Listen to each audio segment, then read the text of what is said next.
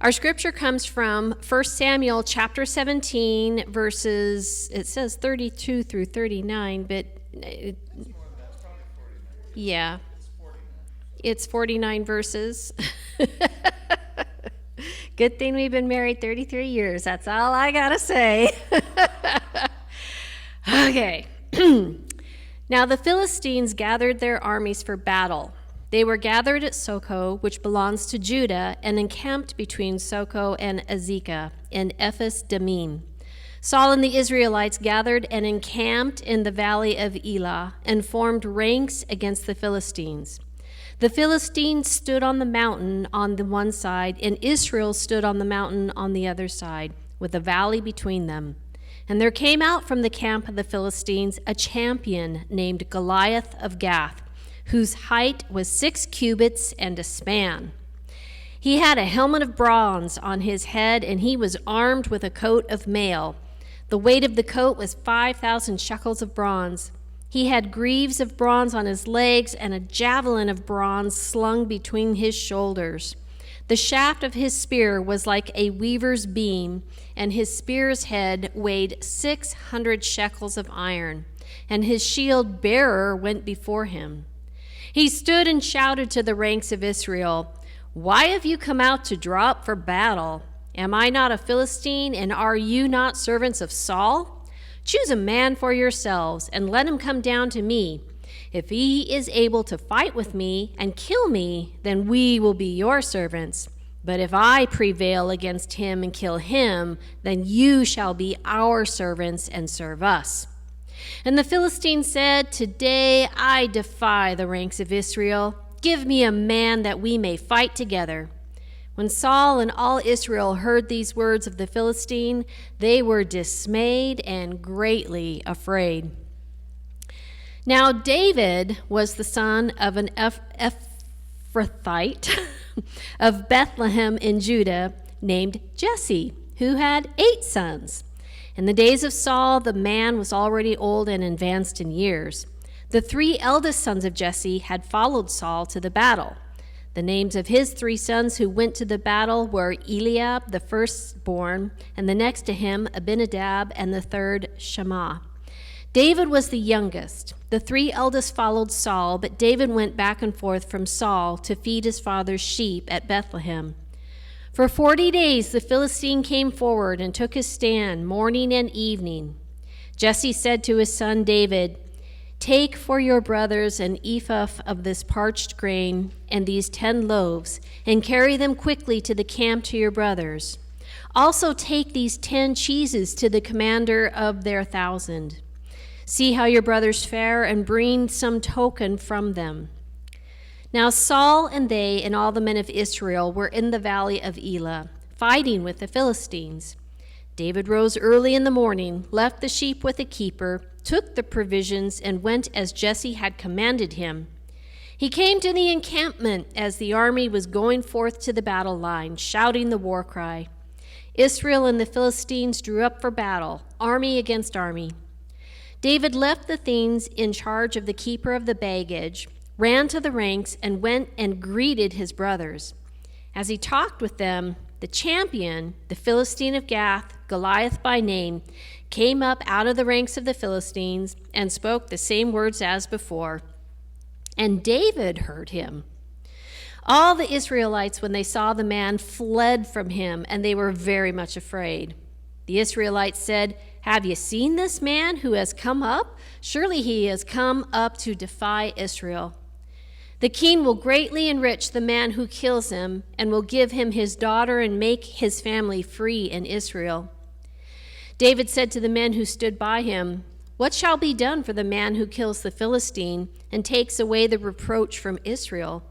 For who is this uncircumcised Philistine that he should defy the armies of the living God?" The people answered him in the same way, "So shall it be done for the man who kills him." His eldest brother, Eliab, heard him talking to the men, and Eliab's anger was kindled against David. He said, "Why have you come down? With whom have you left those few sheep in the wilderness? I know your presumption and the evil of your heart, for you have come down just to see the battle." David said, "What have I done now?" was only a question.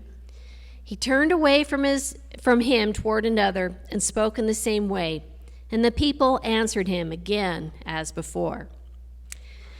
When the words that David spoke were heard, they repeated them before Saul, and he sent for him. David said to Saul, "Let no one's heart fail because of him.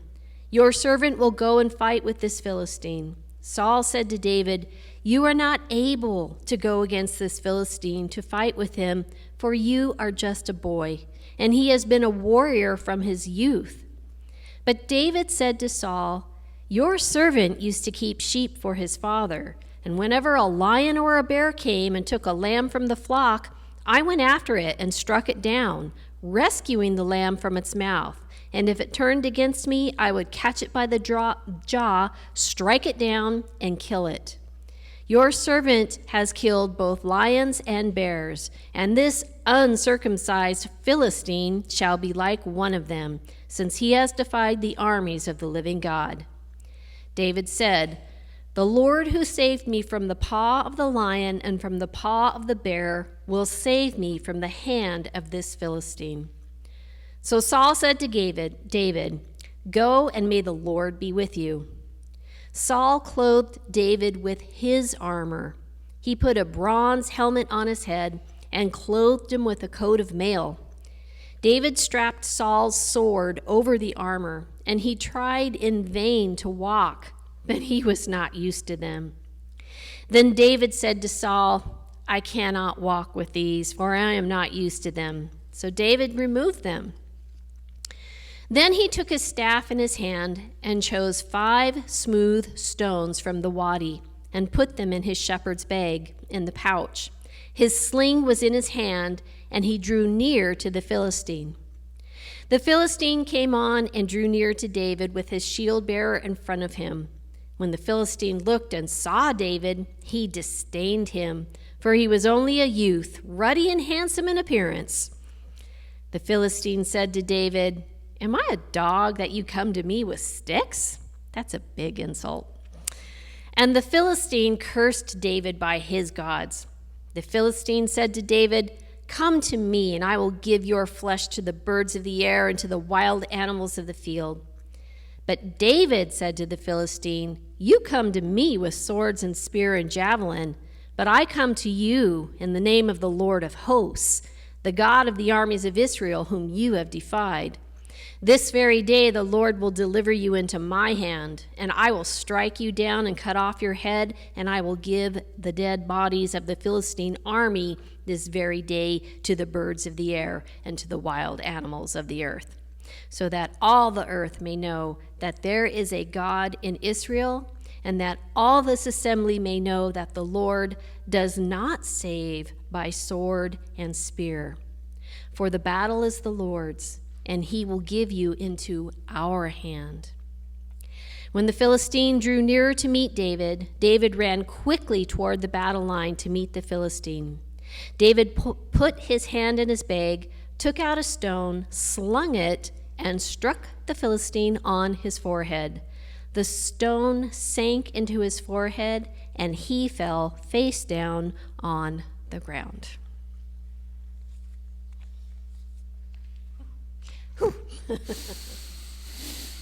So we are on week 3 of a series on Israel's lessons about what happens when God tells you that you don't need a king, but you demand one anyway. And things are going as you would expect thus far.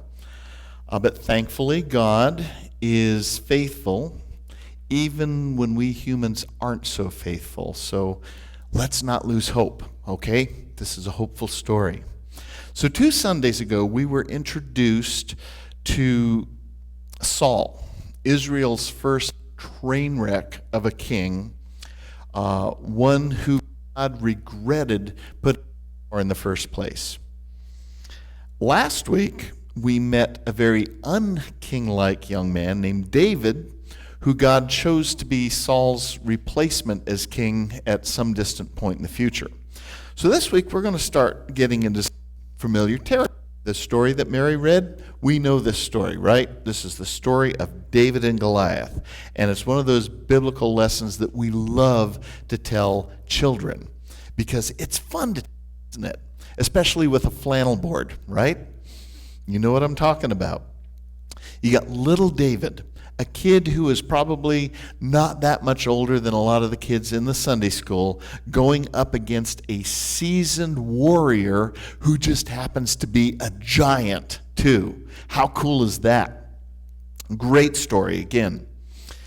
And this kid went out in the battlefield with nothing but a staff, a sling, and 5 smooth stones. And he took the giant down with one of those stones, well placed, right in the forehead, and took the giant down. Yay! And this, kids, is a lesson in how we can do anything when God is on our side. But we sanitize the heck out of this story, don't we, when we tell it to the kids? Because a lot of people don't go on to chapter 17, because the first thing that happens in chapter 17 is David decapitates Goliath. And that's just inappropriate for little eyes and ears, right? I mean, how would you play that out on a flannel board? You know? You'd have to get a pair of scissors and do a little fancy cutting and things like that. But what kind of sicko Sunday school teacher would do that?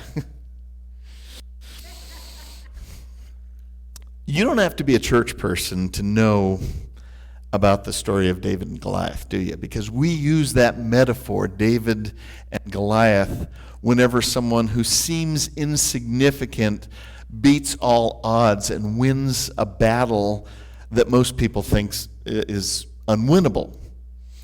Most people know that a David and Goliath situation is where a little person takes down a big person.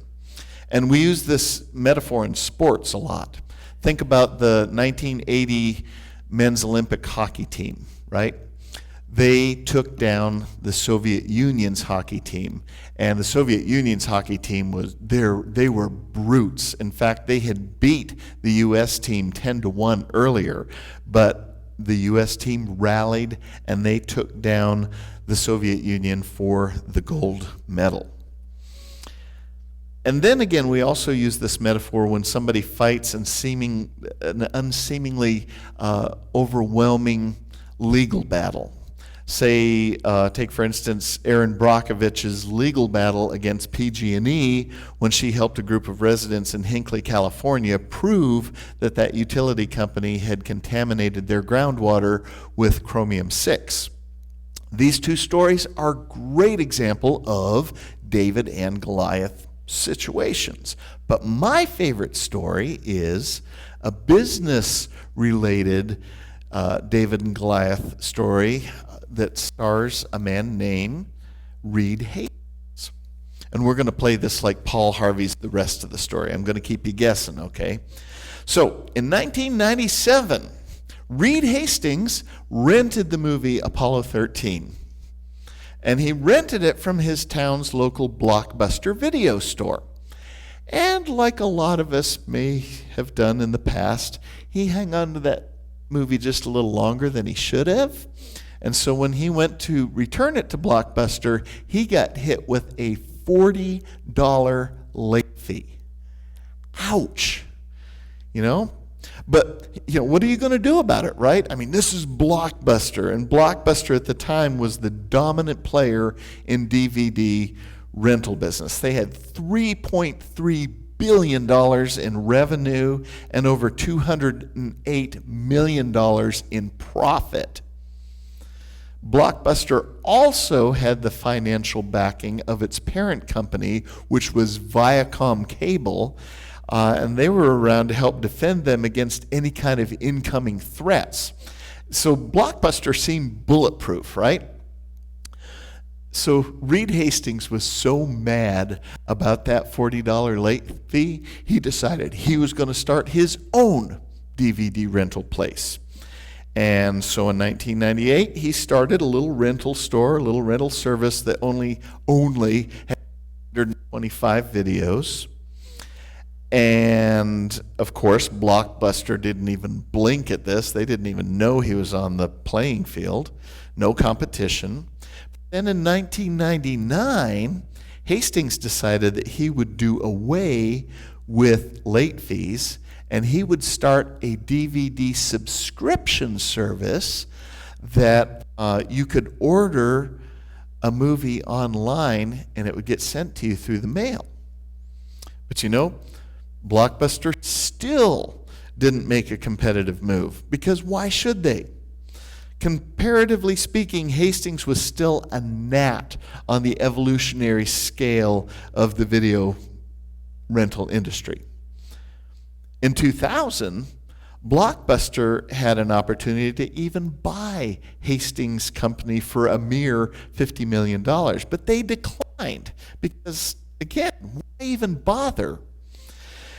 And then in 2004, Blockbuster suddenly realized that Hastings had amassed a $500 million in revenue, which put him in the major leagues, but still nothing compared to Blockbuster's now $6 billion in revenue. Hastings was still hardly a competitor at all, but just to be safe, Blockbuster decided that they needed to launch a DVD on-demand service too. So, you know, Hastings did seem to have something going for him there, so why not? Let's give it a try. Although Blockbuster was bigger, it didn't mean they were better. In fact, Blockbuster was a hulking bureaucracy, completely lacking in any kind of culture of innovation amongst their board. Even after launching DVD on demand, its CEO and its board always argued back and forth trying to figure out how can we move forward with this DVD on demand thing. And they had no idea what they were doing. Blockbuster also made some bad business deals and they ended up saddled in debt, which is definitely not a good thing to do in business. And meanwhile, Hastings' company kept growing and growing, and his executives and his boards and his employees were single-minded in their vision about what they thought the business should be. And they just relentlessly just kept on that path. They did not have Blockbuster's bloated bureaucracy to slow them down.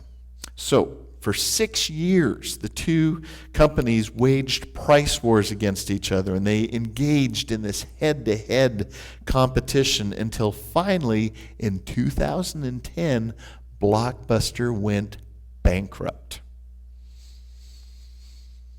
Anyone want to take a guess at what Hastings' company is called? Netflix. Netflix and chill, right? To me, at least, this is a prime example of a David and Goliath situation in the business world. And logistically speaking, it's closer to the biblical story than Aaron Brockovich or the U.S. Olympic team.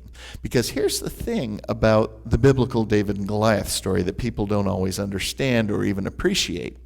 David did not win the fight against Goliath because he was a better fighter. Think about that.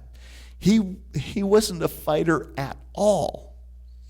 His experience was in shepherding, not armed combat.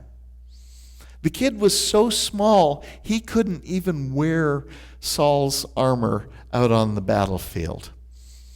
If he went out on the battlefield in the traditional manner, as was expected of him, he would have been obliterated. Goliath would have just eaten him for lunch right there on the spot. So the reason David won the battle was because he changed the fight. He adapted to the challenge. He sort of changed the rules, but not in a I'm cheating sort of way, because there was no referees out on the battlefield saying, hey, you can't do that, was there?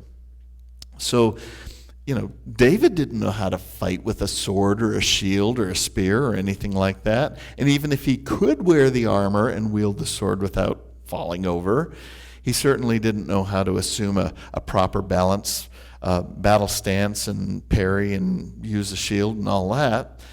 But what David did know was how to protect a flock of sheep against predators like wolves and lions. One does not fight lions and wolves with swords and shields, right? Because if you tried to protect your sheep with a short-range weapon like that, with a sword or a shield, you're going to have a lot of dead sheep in the pasture before you even get around to stopping a lion or a wolf. So the most effective weapon against a predator stalking your herd was a sling.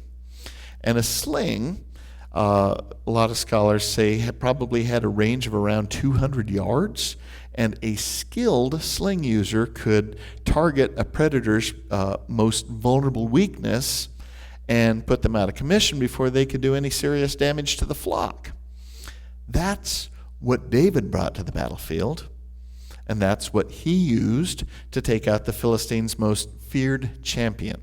Again, David did not beat Goliath because he was a better warrior.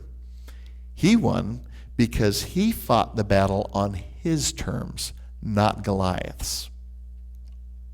This story is about adaptive change. And this is why I think the Netflix story is the best example of a modern-day David and Goliath story. Reed Hastings could not fight Blockbuster on their terms.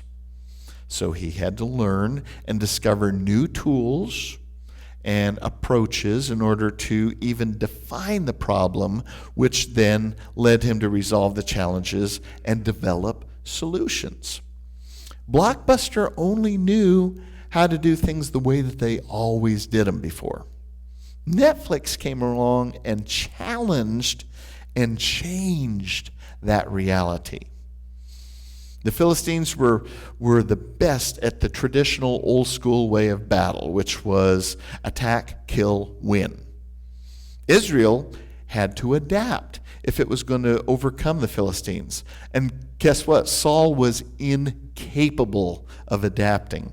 He tried to address the problem with the same old solution, with armors and spears and swords and shields. But David came in and changed the fight because he had to. Otherwise, Israel would have been laid flat before they even got off the ground as in order to fulfill God's promise that they would be a great nation. Israel, remember this because we've been studying this, Israel had done everything wrong up to this point. They demanded a king when God told them they didn't need a king. They picked a bad king even after God showed them what a good king could be or should be. But as I said earlier, God is faithful even when we humans are not so faithful. So we should not lose hope even when we have veered off the path that God wants us to travel.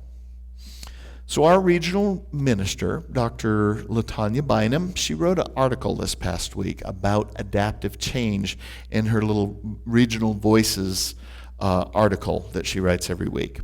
She was writing about some important points that the church needs to consider as we move forward past this COVID thing that we're going through right now. We are facing a lot of the same temptations that Israel faced when they encountered Goliath and the Philistines. We are tempted to carry on in the same way we did before the pandemic shut everything down. But we can't carry on in the same way if we're going to continue to be engaged in the ministry that God calls us to be in. We can't let everything return to the same. We can't put all our eggs in the physical return of the church to our own building either. We can't measure success by the number of people who attend in person. See, Zoom people, Facebook people, you are important too. Don't ever forget that. Even long past if you are unable to come to church, because that's the cool thing about what we've been doing, is there are some people who physically cannot come to church, but they can now.